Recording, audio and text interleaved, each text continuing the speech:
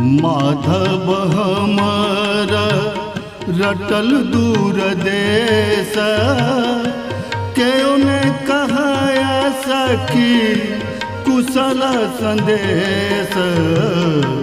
माधव हमर रटल दूर देश, क्यों ने कहया सखी कुशल संदेश।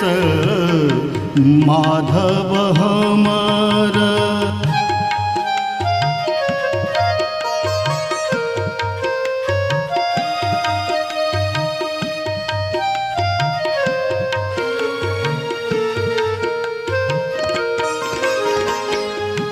जुग जुग जीवातु बसत लाख कोस। जुग जुग जीवातु जुग जुग जीवातु बसत लाख कोस। हमारा अभाग हुनक नहीं दोष। हमारा अभाग हुनक नहीं दोष। माधव हमर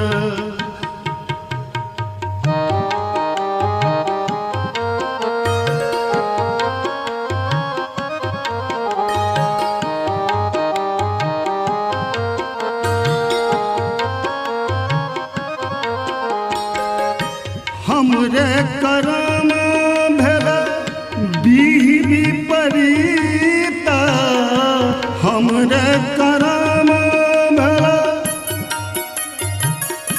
हमरे करम भेल बीह विपरीत।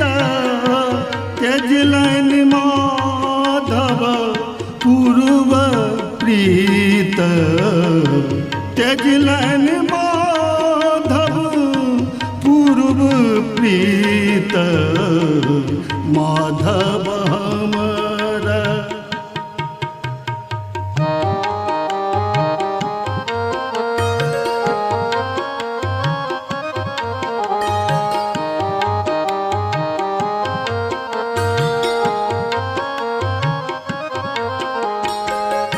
हृदय कवेदन बाण समान।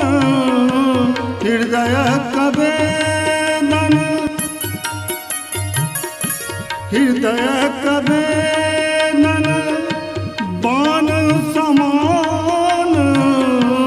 आनक दुख सखी आन नहीं जान।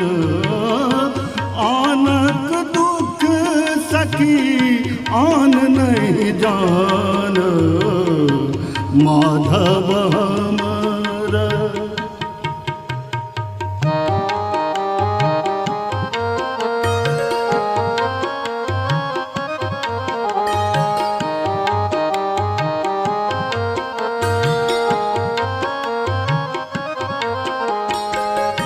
भनहि विद्यापति कवि जय राम।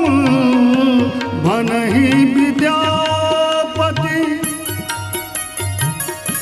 भनहि विद्यापति कवि जय राम। की करत नह देव भेल बाम।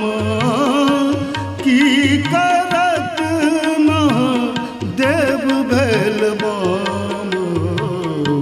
माधव